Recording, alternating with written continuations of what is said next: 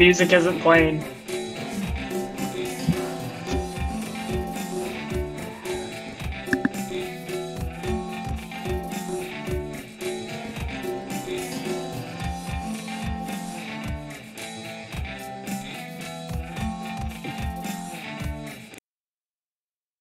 Sorry, I muted my mic, not thinking it would affect your sound. I'm pretty sure they heard it in the thing, so, you know, whatevs. We'll find that in post. Anyway, faces on. Hello! Welcome to tonight's podcast, Season 4! And some of you might be asking, why are you doing Season 4? We're only on episode 19 last we saw. Well, we are doing Season 4 because we're changing the podcast a little bit, and that's some of the things we're going to talk about tonight in our podcast. We're going to give you all a company update. Excuse my background noise tonight. I'm not in a quiet spot for some reason. But we have stuff to talk to for the company. We're kind of just BS me and Younger here and kind of settle some things out, bring some things up, and then go from there. Give me 10 seconds to deal with something. Younger, do you wanna maybe talk about some of the cool new items that are coming up? Specifically items that we're selling. Wahaha. Ha ha ha. Okay, so first and foremost, we are adding additional dice, new resin dice. In fact, we are also merging our stuff like, I got some over here, like things in the dice. You know, I got these mushroom dice from the company forever ago. And then things like resin dice like these, which I'm sure that you guys have seen, like around the loop. And so we're merging the two different sets of things in the dice and resin dice into one. They're resin dice now. Just makes it easier, individual price point, accounting stuff, and everything else. Make it less things of different variations. There was not really a reason to keep them separate. So now those two are merged together. We're also going to get some more high-grade dice. Gorgeous glass dice. We don't have them in shipment yet. But in conjunction with that, we are also going to have stone dice. And we actually already have those in stock right now. They're gorgeous, primarily of green and blue varieties of stone or mixed glass dice. We also have, but the clear glass dice look like they're gemstones, and they're absolutely amazing. In that same note, though, we are going to have our first officially branded Epic Sages merchandise. Besides like the leggings and stuff that we've had on our website forever. But we got a new logo. If you guys haven't seen it, you know, it's on the Facebook page, it's on the Discord. It's probably on the company website. But we got a new merchandise logo that we're using on some leather dice containers, and they come of two varieties, one long one and one that's more of like a six-sided shape. I can draw it right here. Ha ha ha ha ha. I don't have it in front of me, and I'm a terrible artist. But basically like that. Yeah. It looks way better in person. It's made of leather, and so it'll have our symbol right pinpoint on the top. I really like it. It just says Epic Sages Adventure in Mind with a D20 in the middle. Nice circle. It's staying true to our company colors whenever you do see the colored version, which is green background, slight purple swish around it, words Epic Sages, and then Adventure in Mind below it. So, keeping true. All right, what did you just talk about? Sorry, I was dealing with. I just talked about all of our beautiful resin dice, and how we merged the things in the dice to the regular resin dice, same price point now. I just talked about how we have beautiful, like glass dice that came in. Coming in. They're on their way. Huh? They're coming in. We've ordered them. They're on their way. They should be here before our next event on the 12th. The stone dice have come in. Oh, they've been here. The stone dice are blue and green primarily, with like one nice shade of like red burgundy. and a couple clear ones. They're gorgeous. All of them gorgeous. And then, of course, the most important thing, which being our merch dice box. That might be a personal feeling, but I'm gonna say it. And then I drew a terrible picture. Oh gosh, it is through my marker about a merch dice box. I told him it looks better in person. Yeah, don't worry. We'll show off product pictures in the near future. So talking about Rosen Dice, obviously we're still... Did you tell them about the increase in price for the regular Liquid Core dice? I did not talk about that. Okay, so we upgrade... on our end, costs has increased, so we had to push increase to the product a little bit. Not much, it's just $2 more than it was. We're still cheaper than everyone else, so... let's see what else we got. Okay, so products, that's it. Yeah, we got new stuff coming in. We got all the fun old stuff. We're re-upping on a couple other things that you guys liked. Dice Towers, things like that. Pokeballs. Oh my goodness. If you need Pokeballs, we still have some, but we're going to have to get a new supply soon because you guys bought them all. Love them. So they'll be back. They'll be a staple, I promise. What else we got? Okay. Let's talk about possible cuts in the near future for the company itself. So we're not cutting employees because it's just being younger. We're safe. Our contractors aren't getting cut, so we're not. That's not what we're talking about. We're talking about some of the services we provide that we might get rid of in the future, just because they haven't been super active for us. And when we do them, they take up a lot of time and energy, and they take up space and all that kind of stuff to clutter things up. Sorta. So the big one is our subscription service. We're not cutting the whole thing. We might just be changing it to where it's you get the discounts and the bonuses on Discord, and extra bonusy stuff on their end. So it'll still be worth something if you subscribe. But the Wheel of Chaos might be getting the boot, just because that's a lot of our time that we have to come in and push out. But then again, that's on the fence. If we get a few more subscribers to make it more worth our while, then thumbs up. We'll keep it around. It's just that it is costing us more money to do than to get rid of. So, let's see what else. Maps are on the chopping block. We've met some other map makers that do great stuff like we do. Our advantage is still that we do custom maps and they're for the lore and all that fun stuff. But price point wise, we just get blown out of the water. So again, that might stick to our items if we keep the Wheel of Chaos. And they might just be Wheel of Chaos items as we go forward. Or we might just make a map for a future product that has some that needs map, like artistic design for a town that's in a book that we write eventually. Right. Speaking of books, that's a great transition. We got 4 projects on the books. 2 that we're not going to talk about. Because they're construed to third parties and we are not allowed to talk about them. And then 2 that are our personal ones that are just me and Younger working on. The first one is our Young Adventurers book that has been semi-crafted. The rough draft's there. I need to add monsters and ideas and quest lines for the children to follow, but the mechanics are done. And they've been play tested, and they turned out really well for the 5-year-old group. I haven't tried the high end yet, but the low end, 5-year-olds can play it for about an hour at a time without an issue. So big old check marks on those things. I'm very excited about that. The other thing is our unannounced system that we haven't really talked about much because it's been pushed back in the back and probably will be for a little bit longer. But tentatively being called Blades, Bullets, and Brains. It'll be a TTRPG, obviously. I don't want to give away too much because it's a culmination of a whole bunch of other stuff. But it's looking like it's going to be a D10 system, D20 system. I don't remember what we decided on.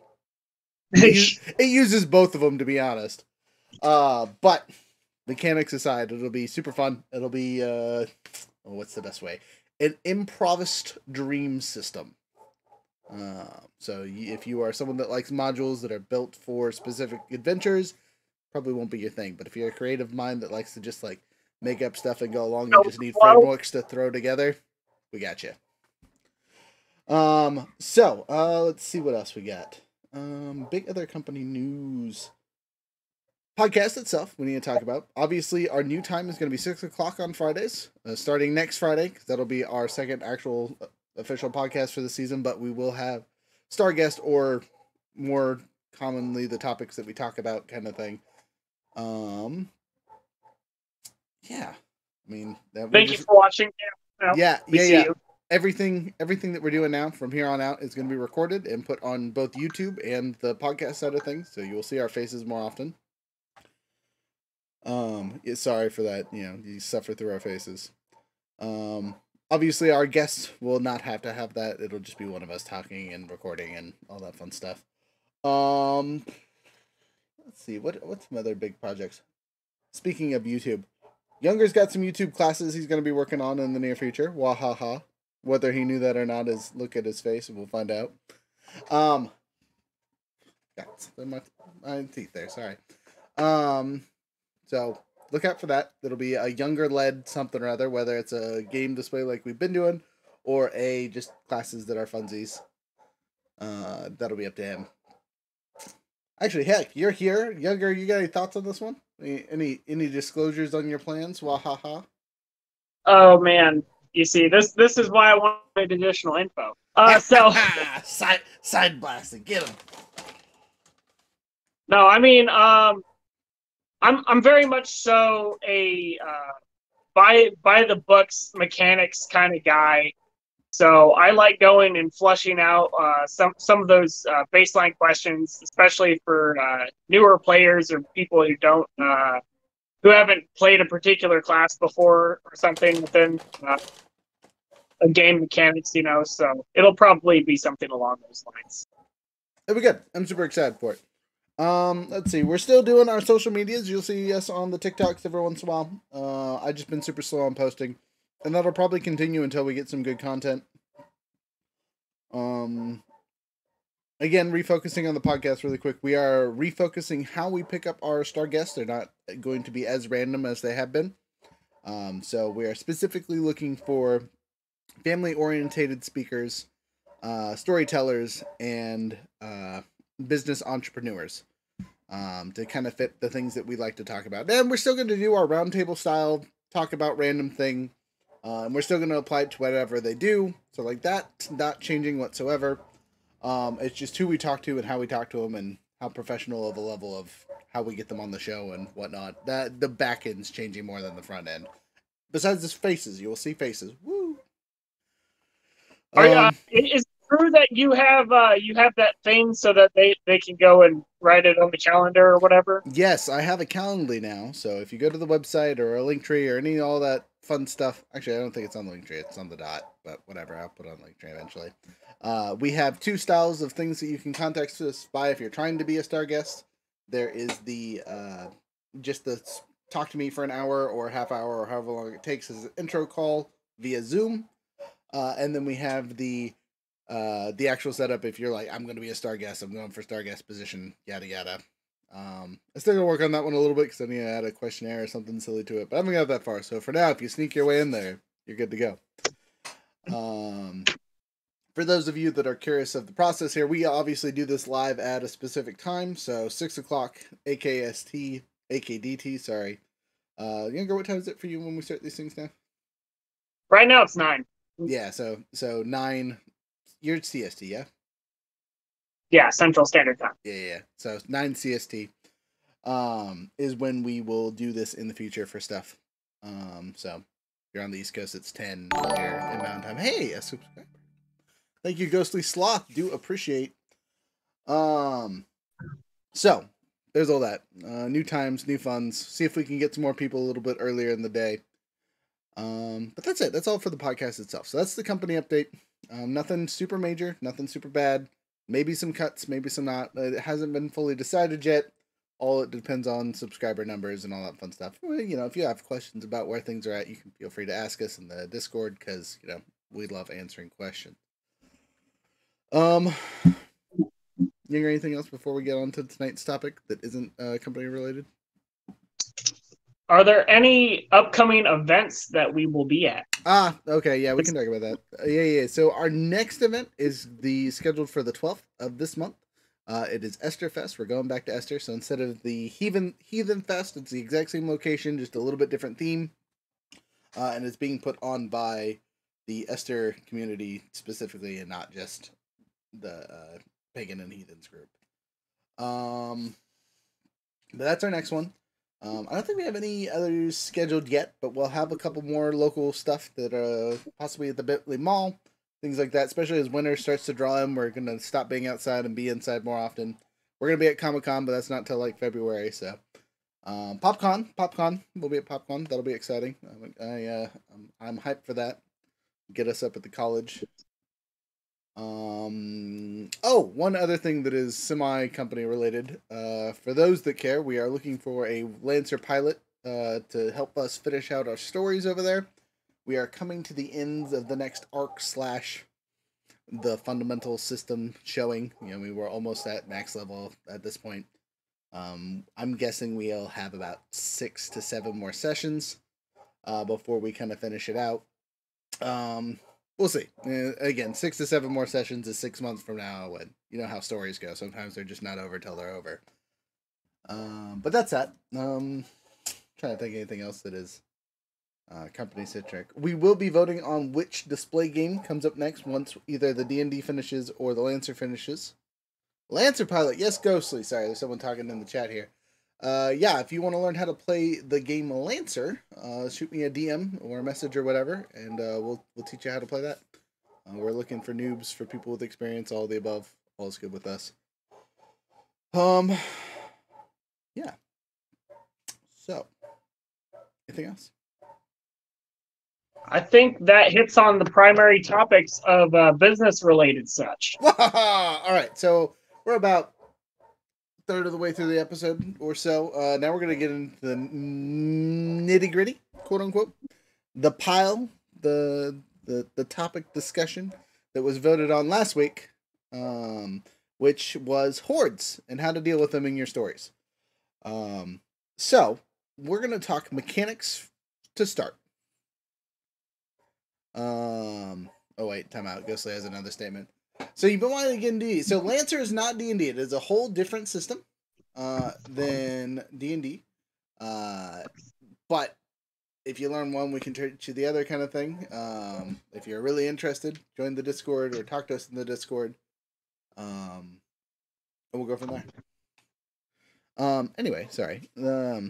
So, what consists of a horde? Well, I think that really depends on the size of the creature, because some hordes, at least within D&D, mechanics-wise, since they're so tiny, they just count as swarms instead of hordes. Wow. Okay. I'm just saying, if you're going to start at the small side of the discussion is technically swarms. Okay. I understand that. But what is your number? I mean, okay, so what's the difference between a horde and a swarm?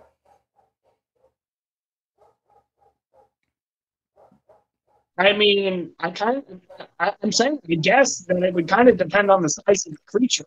Okay, but could you have a swarm of orcs? Or are they too big?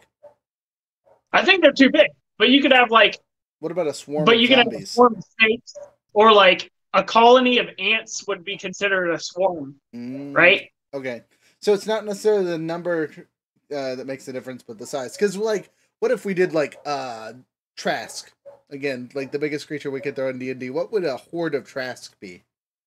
I think that would be a stampede. Okay, so once it gets so big, it's a stampede. Yeah, it turns into something else. Okay, so what's the size difference that changes from a horde to a stampede? Is it small creatures are swarms, medium creatures are hordes, and large creatures are stampedes?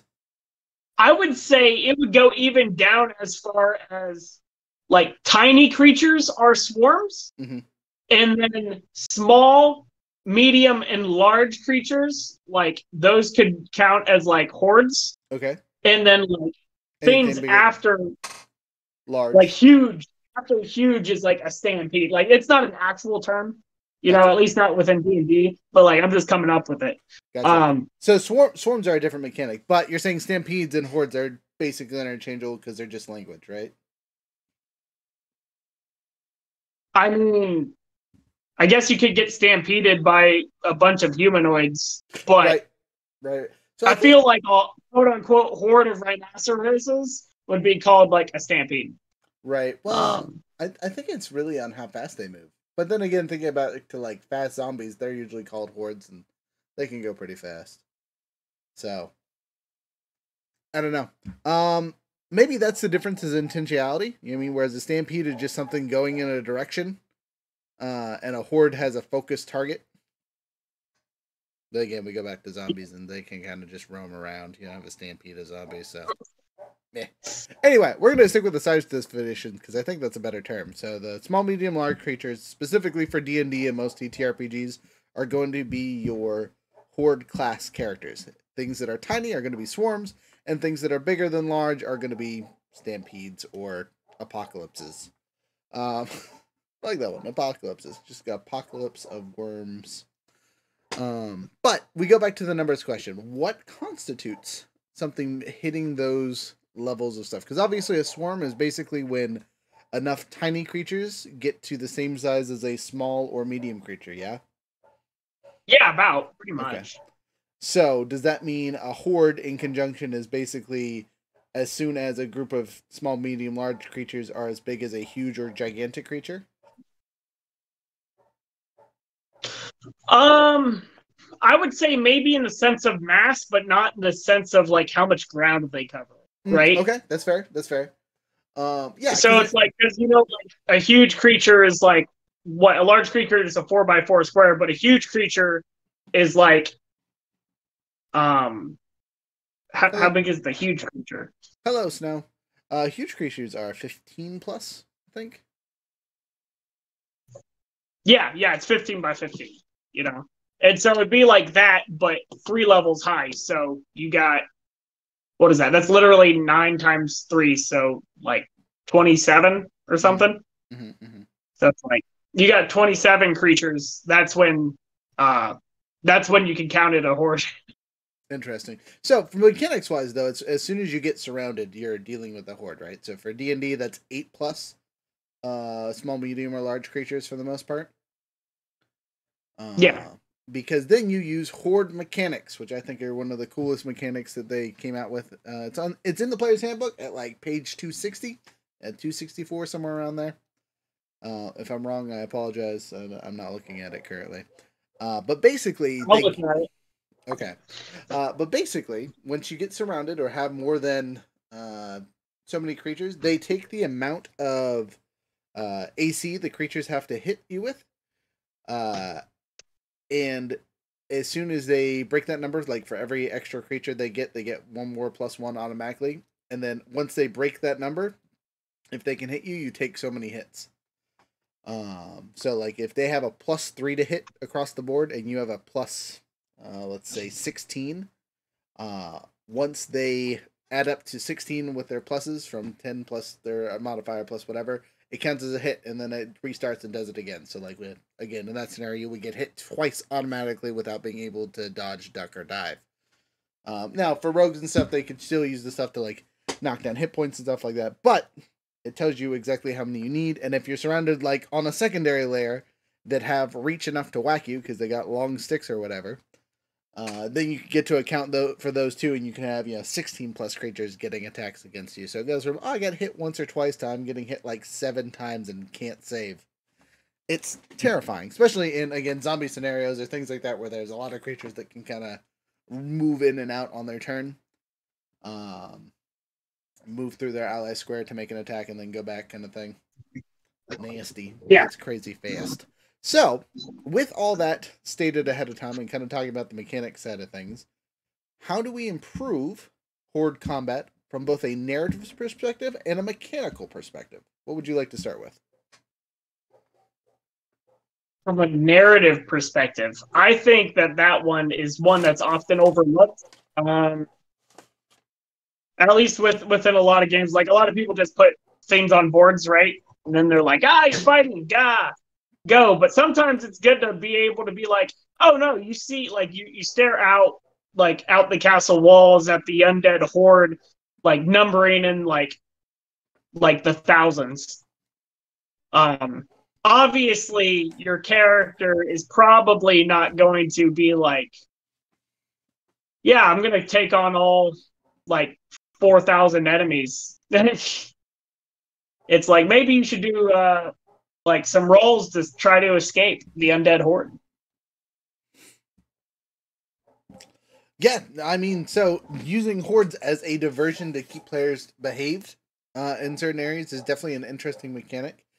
And Snow, to answer your question, this is just our weekly podcast that we do. Snow is a new community member. Say hi, Younger. Hello. And we're just talking and BSing. Usually we would allow you to come up here and speak. So if you want to come up here, go ahead and request to join, and you can add your opinions to this. We're done with the company talking, so we invite all of our friends to come hang out. All right, they're good. I see how it is.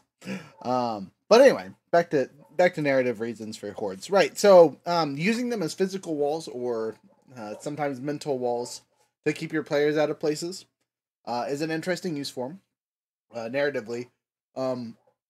Now, what do you think the best way to show how terrifying a horde is?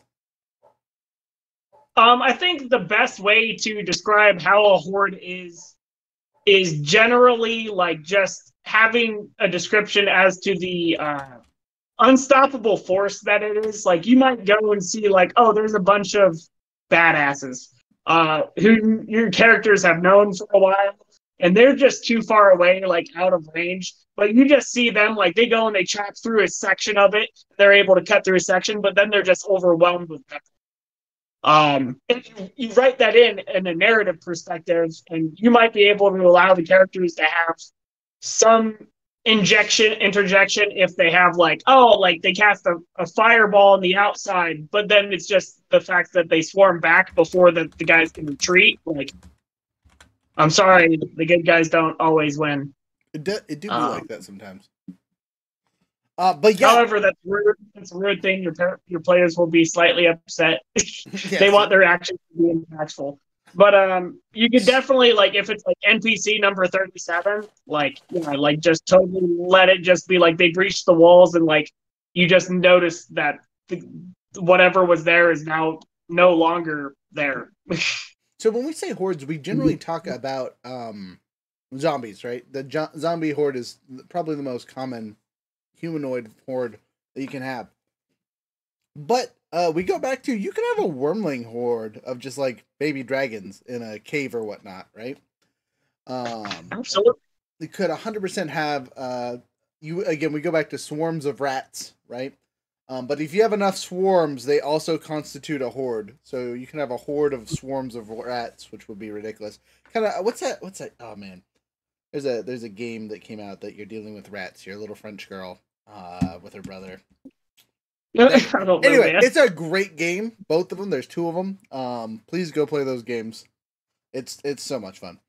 But anyway, that would be a great instance of using swarms or hordes to divert the players in good ways, because if they goof up while they're playing and like piss off the rats without having some way to make sure that they don't get eaten, kind of thing, because the rats don't like light, then they get ate. But on that mechanic, having some way to push your horde off you is a wonderful way to move your players through areas with hordes, so you don't necessarily have to use them in combat, right? Because they have a, well, let's say a undead lantern or something that keeps the undead away. Going back to the zombies, right? Clerics have for that. Okay, whatever. Use an actual spell. But turn undead only works so many times. I'm just saying, give your players something that is a permanent thing to keep whatever the horde you're dealing with, whatever the horde is made of, at bay. And it could be fire, it could be some kind of magic item, whatever, right? Gives them a 10-foot radius of no touchy, we don't get hurt. And if you suddenly want to terrify them, break it. Nice. Mid-horde, break it. Now, obviously, give them an escape route or rope or some kind of way to not die immediately, but put them in the middle of a horde and break the item that keeps them safe. You want to see terror on your player's face. I guarantee every single one of them will be like, we're either going out fighting or we're running. Escape rope like Pokemon. Yes, not quite like Pokemon, but similar concept. Or you could give them a potion that has a similar or something. They could have had like a thing that only lasted a certain amount of time before they ever went there. They only had enough to either use it to get in or to get out. You know, and they decided they were going to use it to get in. Ooh, Paradox brings up some good stuff on the Twitch. He's talking about the best way to generate sounds of a horde march is with drums and so much real factor and whatnot. Because going back to the humanoids, orcs are a classic horde, right? You'll have a horde of orcs, but you could have a horde of elves or humans or things like that. Hordes are generally right. Hordes are generally considered a negative quantity, right? They're generally bad guys, but you could definitely have good guy hordes too. You know, a horde of pillagers or villagers, I should say, that are running around and beating up monsters. That's a horde, especially for the monster. Let's see. Ooh, Paradox says his scary horde that he runs is humans, usually religious zealots seeking to convert the world into the image of their beliefs. I think that's a great narrative piece that you could use, especially if you're trying to focus on the human element. So for I can't show that comment. For plenty of RPGs, there is a religious element in there somewhere. So if you want to have your religious element be in a negative light, have them be the horde instead of fighting the undead horde, right? Don't make them all clerics and make them all zombies. Wahaha. But or maybe they're clerics of undeath and they have undead hordes. That's also a twist. I like that one. That one's good. Let's see. So going to swarms, because we talked about them at the beginning, the one thing that's special about swarms compared to hordes is their mobility. So swarms can move into other creatures' spaces because of how small they are generally. They can actually only attack if they're in the same square, I believe. Some of them have range. It just depends on the creature. But they can attack when they're in the same square, and you can attack them, kind of thing, but like at disadvantage because they're literally. And they don't suffer squeezing mechanics. Yes, yeah, for the most part, most of them don't suffer squeezing mechanics, which is an advantage of using them. Unlike hordes, who have to consist of some kind of form and function, which is where I'm going to jump to for mechanics. So, a way to improve the current horde mechanics is mobility, right? When you're using a quote-unquote horde, put them all at the same initiative. Now, we already talked about the chart that gives you the number that they have to beat and how many hits you auto-take and all that fun stuff. That's great. You can still use that. But if you instead treat your horde like a single creature, they become much more terrifying. So, like, if you want to give them all individual health, cool beans, whatever, right? They all have their own square that they move in, cool beans, whatever. But making sure they do the exact same attack modifiers and swings and all that fun stuff at the same time, like the same round, will make their swacking way more detrimental, right? So, like, a good explanation for this is like when spellcasters, if you allow your spellcaster to shoot, we'll say Eldritch Blast, and target a single target with all their attacks, and if one hits, they all hit, kind of thing. You can do this with hordes at the same time. So if one misses, they all miss, or one hits, they all hit. Cool beans, whatever. The narrative explanation is once someone gets through the schwacking order, all the other ones can pile in because they've already broken your defense. Is this good for low-level players? No. Do not do this against low-level players, unless you're literally doing like 1 damage and your horde's 8 people. You know what I mean? For the exception of that, keep that in mind while you're doing these things. Hordes are not meant for low-level characters, unless you're trying to teach them not to fight everything, because things will eat them. Great lesson, by the way. We talked about throwing the random hero into it. Other side note on that thought, instead of a hero, you can always just throw a creature in there. You know, especially talking undead or other creature-y type things. If you have a elk or deer or something hop along and jumps into the pile of things and gets destroyed, works just as well as a hero if you don't have extra heroes to spare. So can I hit in on the swarm portion? Please. So one of the parts about swarms that I really like is like, even though, let's say you have a swarm of rats and it's like, I'm just going to say 25 HP, right, for the swarm of rats. And we're going to say that every rat has 1 HP, right? That does not mean that you have to make the swarm or horde have a total of 25 attacks, and each dealing 1 point of damage or whatever. Especially if they're like so small that they normally wouldn't even be able to do a single point of damage individually. It might take a few rat bites before it technically counts. But like give them like 3 attacks. Like the swarm has 3 attacks. And then for every time you deal 1 damage, but like the attacks, they could do multiple damage. Like let's say, I don't know how much a swarm of rats does. So I'm just going to say it does 44, right? 44 damage. And it gets 3 attacks. I think if I do that, I might just know. I'm going to make it 24 HP for rat. 24 HP. They deal 3d4. They deal 3d4 damage. And then when you kill the horde X amount, whether it be halfway or a third, you reduce the damage that they do. So it's like, oh, they had 24 HP at first. They only take half damage because you can only squash so many rats with the same hammer each time you hit. So let's say after you kill 8 of the rats and they're down a third of their HP, they, instead of dealing 3d4 damage, they now only deal 2d4 damage. Because there's less rats biting at your ankles. And then if you go down another 8 each, and you don't have to do it in thirds, you can do it in halves, but you need to have like some reduction of whether it be the number of attacks or just the base damage that's done. And I feel like that's applicable to hordes as well. Yeah, especially if you're running them as a giant creature. Again, if you want to get rid of the horde chart, treating the entire horde as a single creature and having it act like a swarm acts besides the ability to move into someone's square is a easy peasy solution. Paradox says, I like to use the narrative role system to make everything more immersive. He basically sold the Cypher system, which, by the way, this next weekend they are doing some kind of Discord thing. If you want to find it, it's in our Discord. Thank you, Paradox. Modded happens really fast where narrative choices matter more than how many worshippers they get killed per turn. With big cold numbers like that, it's fun to make it difficult, slippery terrain, and dead things tend to tear up hazards. Okay, that's a good point. Having in the narrative scope of things, having your hordes change the terrain, even in the middle of combat, because of their weight, their whatever, you're on a big bridge and there's 100 zombies coming across and that bridge was built for like 10 people. Having it crush and be destroyed makes total sense.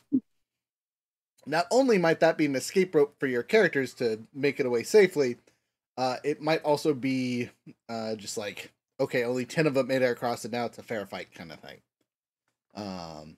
And it makes sense. That'd be a positive one. A negative one would be, there's a bridge above where you're walking and the zombies crush in and fall down and then up combat. Yeah, whatever. The wormlings, we go to the wormlings. They pooped fire too much and the metal beams they broke. Whatever. Yeah, I mean, so mechanically, treat hordes like swarms will help a little bit. Use the actual mob chart. I believe that's what it's called. I did not find it, by the way, so I'll have to. I'm gonna need. Do you Google search it? No, I tried to find my other device, but I don't know where. Okay, give me 10 seconds. All right, Younger. While I look this up, go ahead and tell me what you any other opinions you have on mob stuff. Focusing specifically, on the narrative side of things. On the narrative side, okay. Like you mentioned before, using them as a storytelling blockade and or going and basically breaking off from the horde are all good ways. But you can definitely have it so that if there's a third party intervention, like somebody comes in to save the day, where it's like, oh yeah, a wizard creates a wall of fire that blocks off the horde's impeding path, or creates a tunnel, or there's a swarm of rats and then somebody creates like wind wall and just all the rats go flying because they all weigh like less than. These are all Okay, like there are different ways. I found it. It's not in the player's handbook. It's in the DMG on page 250. Okay, cool.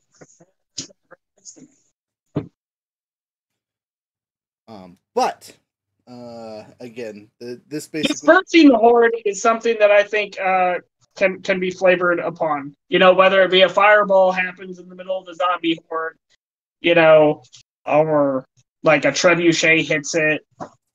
Okay, so again, narrative escape ropes can be used like that, whether from outside sources or even in your own party.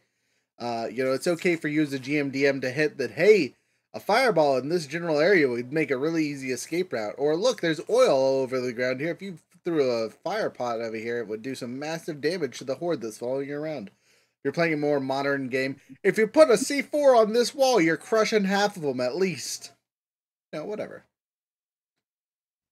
Okay, so I have Well, I like that one. Redx says the cool thing with the narrative side is letting the mistakes of the party lead to the horde's invasion, which is the first intro to the big scary big bad they see, and they need to seek out some grand item to defeat them.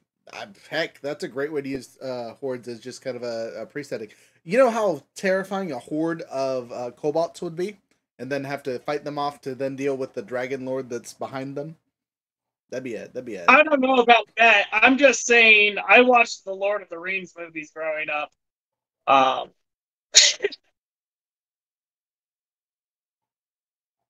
And so I definitely saw the hordes of orcs, or even armies, hordes of men, goblins and such.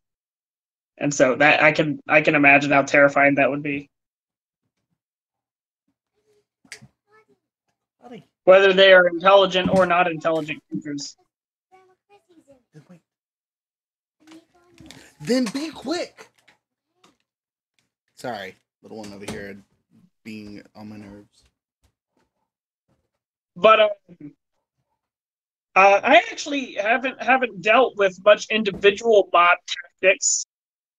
How exactly does the mob chart work? I see the D20 roll needed for 1 to 5, 6 to 12. Yeah. Okay, so basically, if a regular creature stats, we'll go to zombies, right? Their plus hit is, we'll say, a +3. That means for them to hit an adventure with a CR of 17, they have to roll a 14, right? So you go on your chart here, and that's 14 to 16. So that means for every time they get an auto hit, there has to be at least 4 of those creatures around that adventure, right? Okay. So we go to the 20, right? If they need to roll a critical to hit you, because you have 23 and they need, to roll a 20, because that's there literally has to be 20 creatures surrounding you to crush you. Yes, and if they which can't, is more than the number of squares that can be around you. So a solution that I found in my games, and I don't know if you remember this because it's been a long time since we dealt with hordes in earnest. But if the creatures can move between spaces or whatnot on their turn, they act as if they move. So, okay. Yeah. 1 second, please.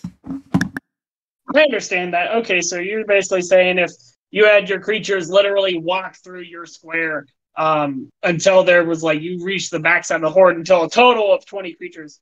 I would say that's even going a little bit. That's being pretty generous to the players. You could just, I say, if you're completely surrounded and then there's just a connection of them that yeah, man, you're getting swarmed, and technically the hits can count towards they're pushing each other's backs into you or whatever it may be. Whether it be using shields or zombies or just whacking into their zombie mates to go and hit a target. But okay, yeah, so basically you need attacks needed for 1 hit is if you're between levels 1 through 5. So I guess the question is what counts as so those aren't levels. It's how high they have to roll in their dice. So let's say you have an AC of 10 and they have a +5 to hit. They only need to roll a 5 to hit you. So that means for every single creature around you in a mob that, you know, meets the standard, you get hit.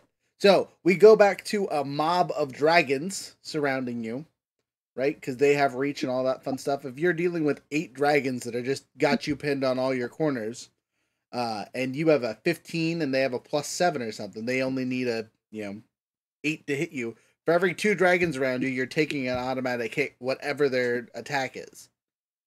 So on a plus side, you can't get criticaled by hordes. This is true. You cannot get critical by hordes unless your DM is evil. Which, you know, whatever. But that is an advantage. The disadvantage is there's no critical fails either. So it goes both ways. But theoretically, once you get past that needs a 20 to roll bit, you're looking at 20 plus creatures surrounding you at a time. Because the thought on this one is even if they can't hit your AC, because with pluses and all that fun stuff, a 20 will hit, right? Because of game mechanics. Unless you can stop criticals with a antimantite armor, and then you're basically immune to hordes. So, you know, there's another reason to invest in antimantite. It only costs 500 gold, people. I don't know why you're not doing it. It's worth it. Don't forget it's literally whatever the main item costs plus 500 gold. Also, same thing with Mithril. I didn't know this until I looked at it. And I was like, what? I didn't realize it was so cheap. It's so cheap. I mean, and Mithril's nice because it turns, like, if you do a weapon with it, it turns it into the light property. So if you're one of those characters that wants to have a light sword and a regular sword, you can do that with Mithril swords. Also, in case you didn't know, like, a pound of it costs like a ridiculous amount of money, but for some reason, like, your entire set of armor can just be coated and it only costs 500 golds. So instead of worrying about carrying around like multiple pounds of adamantine, you just need it to barely coat whatever you're doing for it to count. You know, and mechanics wise basically says as long as you have a shield that's made of adamantine, it counts as nobody can get a critical on you as long as you hold the shield. So just do that. Paradox says, well, you can still crit fail against the horde. And yes, you can still crit fail in the center. You roll, but the horde can't crit fail. Danger. You want me to actually read it out since I have it right here? Does it have more than just the chart? Yeah, it has a little written section. Yeah, go ahead and read us the written section. And again, this is narratively, this is from the DMG for 5e's stuff. Yep, page 250. Handling mobs. Keeping combat moving along at brisk pace can be difficult when there are dozens of monsters involved in a battle.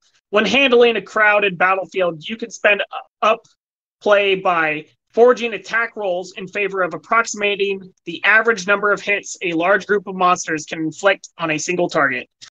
Instead of rolling an attack roll, determine the minimum d20 roll a creature needs in order to hit a target by subtracting its attack bonus from the target's AC. You'll need to refer to the result throughout the battle, so it's best to write it down.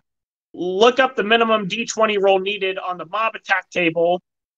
The table shows you how many creatures that need that die roll or higher must attack the target in order for one of them to hit. If that many creatures attacks the target, their combined efforts result in them hitting the target. For example, 8 orcs surround a fighter.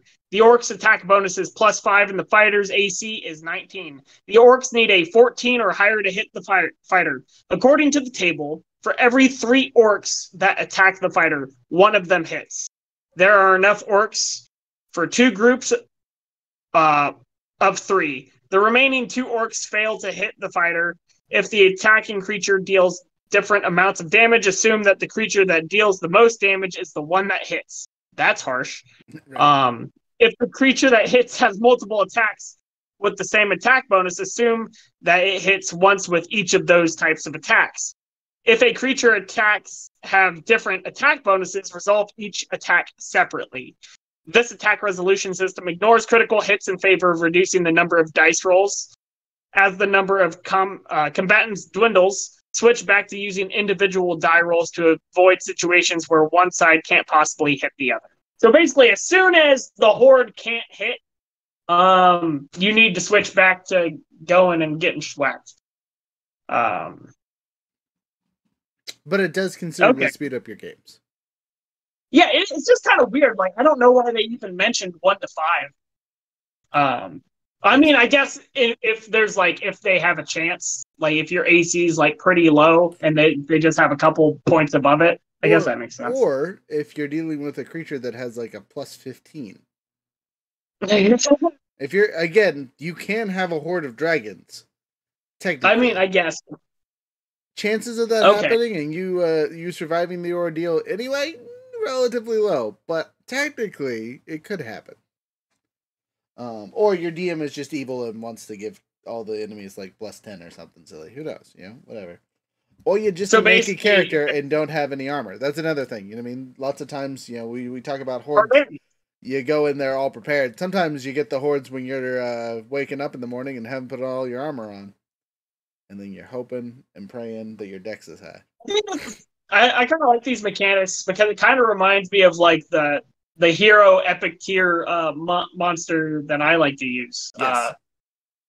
Except it's for multiple enemies instead of just one.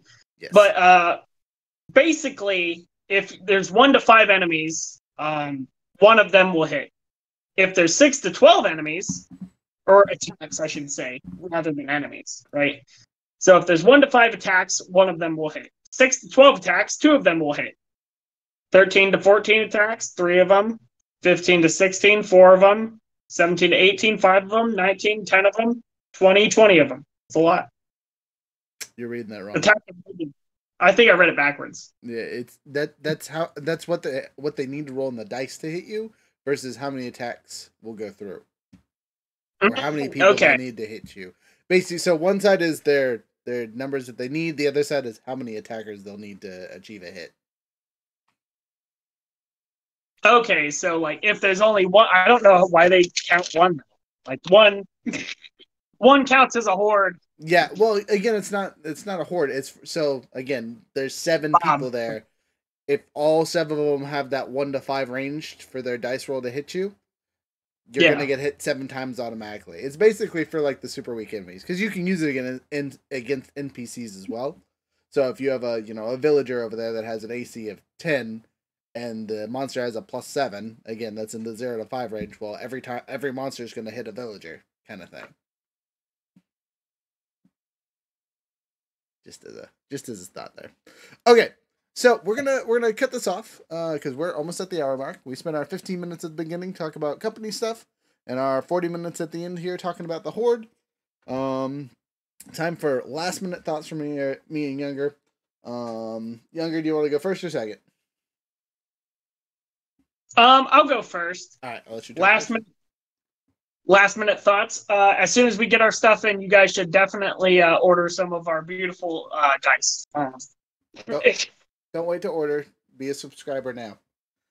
Get your 20% off when they come in. See Roger's beautiful face at Esterfest. It's true. Heck, let's talk about that really quick and the advantages of subscribing while we have 10 seconds to talk about it. On these dice specifically, the price ranges we're looking at, you're going to save $20 as a subscriber, and it only costs you $10 to subscribe. So you're automatically saving $10 if you buy one of these new sets of dice and are a subscriber. Guaranteed. Money in the bank. Plus all the other fun stuff you get. Let's see what else. I don't think that's it. Paradox, thank you for being here. Thank you for all the people that were watching us today. I don't think she's here anymore. It's Snow. If you see us later, thank you. Excuse my phone and outburst tonight. The wife is off fishing without me. How dare she? So I am in charge of the gremlins, and they're being monsters. Let's see. I also have my mom in town. That's exciting for me. So they're not alone. Just so you guys know, they're being taken care of. Yeah. Talked about all the things, all the stuff. Next week is regular podcast week, so we won't have any games up until Friday, where we'll be doing our thing. Voting we'll do on Monday, like usual. I am going to be introducing a new mechanic for our polls this upcoming week, and it's going to be the hot pick, or whatever you want to call it, where I am going to specifically take one of the votes and make a note that this is our preferred one for that week. Especially if it's from a star guest or something like that, that's the one they want. I will make notes when someone says this is the one we want to do in the show, whether that someone is me or younger or someone who's in there all the time. I'm going to be making notes more often so the community can see where stuff is at. Other than that, I think we talked about everything. Last minute thoughts. Beautiful dice boxes that come with beautiful dice. That's all I gotta say, man. They're coming. That's all I gotta say. Keep an eye on. I'm getting the dice boxes. I love them. He says, "Save me a set of every color. I need to collect them all, like the Pokeballs." All right. Well, thank you guys so much for being here with us. I'll cut you out to intro music and all that fun stuff with adventure in mind. Have a wonderful night. Bye. And thank you.